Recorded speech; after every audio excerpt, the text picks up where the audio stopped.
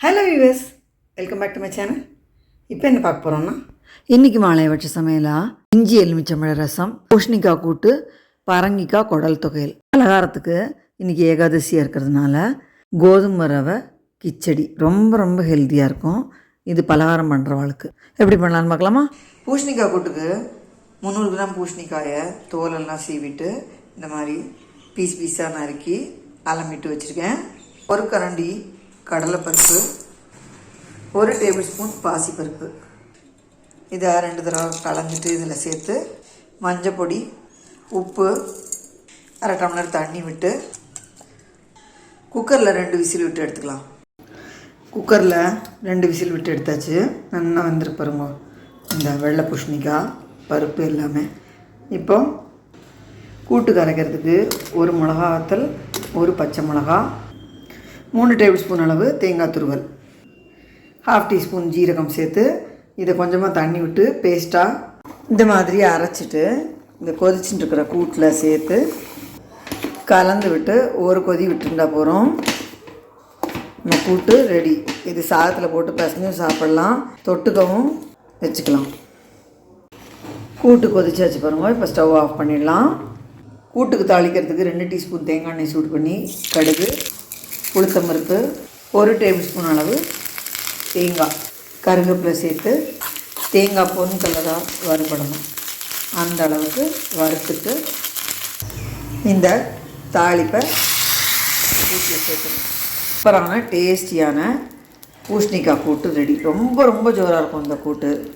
இதோட ஹைலைட்டே இந்த தேங்காயை இந்த மாதிரி செவக்க வறுத்து சேர்த்து போடுறது தான். வியூவர்ஸ் கண்டிப்பாக ட்ரை பண்ணி பாருங்க. பரங்கிக்காய் குடல் தொகையில் தான் அரைக்க போகிறேன்.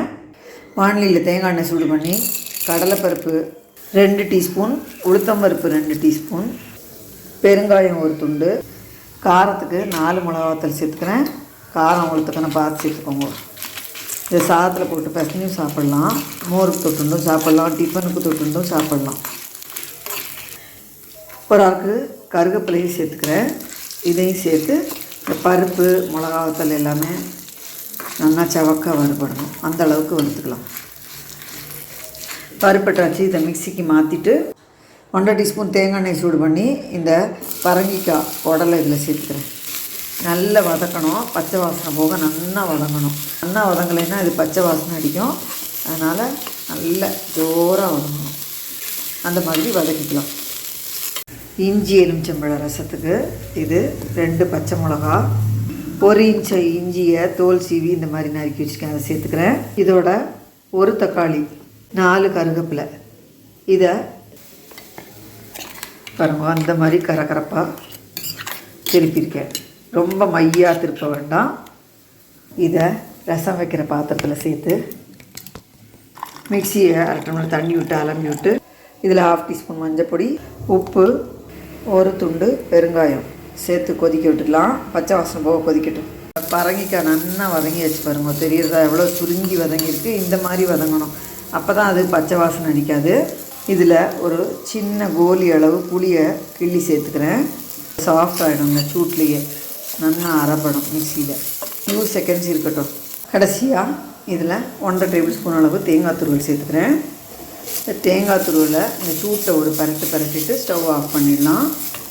நல்லா வறுபடணுங்கிறதுல ஜஸ்ட்டு லேசாக இந்த சூட்லேயே இந்த தேங்காயோட பச்சைத்தன்மை போயிடும்.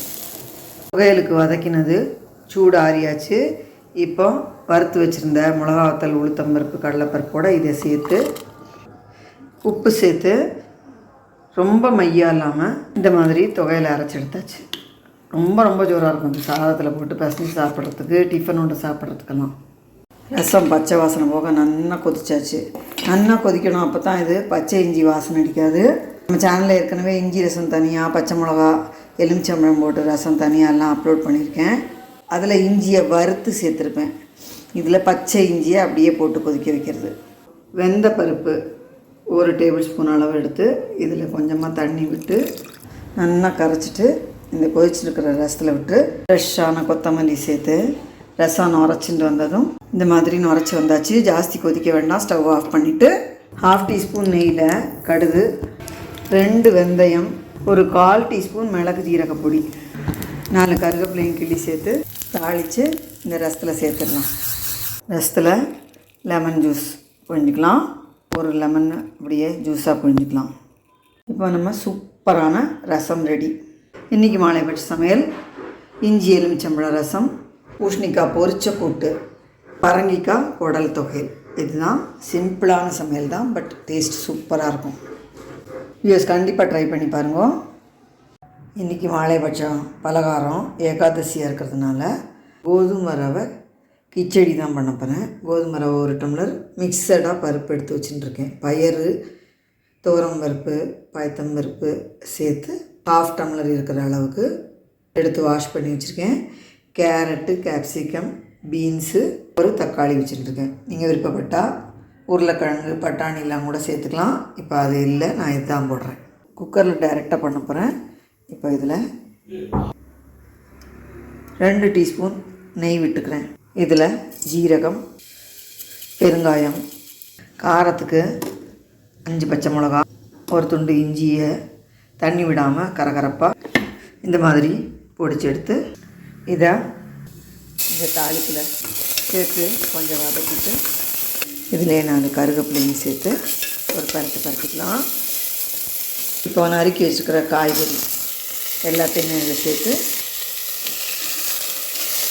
நல்லா 1 நிமிஷம் வதக்கிட்டு இதில் இந்த பருப்பு வகைகளை சேர்த்து இந்த கோதுமை ரவையும் சேர்த்து நல்லா கலந்து 1 நிமிஷம் பரட்டி விட்டுட்டு, கோதுமை ரவையும் பருப்பு வகைகளும் எவ்வளோ எடுத்தோமோ அதுக்கு 3 பங்கு தண்ணி சேர்த்துக்கிறேன். இதில் மஞ்சள் பொடி, இந்த கிச்சடிக்கு தேவையான உப்பு, இதில் லெமன் ஜூஸ் கொஞ்சம் புழிஞ்சிட்டு நல்லா மிக்ஸ் பண்ணி விட்டுட்டு குக்கர் வெயிட் போட்டு மீடியம் ஃப்ளேமில் 5 விசிலாவது விட்டு எடுத்துக்கலாம். அப்போ தான் நல்லா வேகும். 5 விசில் விட்டு ஸ்டீமெல்லாம் அடங்கியாச்சு. இப்போ கிச்சடி ரெடி. மேலாக ஃப்ரெஷ்ஷான கொத்தமல்லி. ரொம்ப ஜோராக இருக்கும், வயரும் ஃபில்லிங்காக இருக்கும். வெஜிடபிள், பருப்பு எல்லாமே சேர்த்ததுனால சூப்பராக இருக்கும். இப்போ லூஸாக இருந்தாலும் ஆற இறுகிக்கும். சூடு ஆறினதும் இந்த மாதிரி இறுகி எடுத்து பாருங்க. இதை பிளேட்டில் போட்டுட்டு சாப்பிட்றதுக்கு முன்னாடி ஜஸ்ட்டு மேலாக ஒரு ஸ்பூன் நெய் விட்டுருந்தா போகிறோம். தொட்டுக்க கூட எதுவுமே வேண்டாம். கண்டிப்பாக ட்ரை பண்ணி பாருங்க. இந்த வீடியோ எல்லாருக்கும் யூஸ்ஃபுல்லாக இருக்கும்னு நினைக்கிறேன்.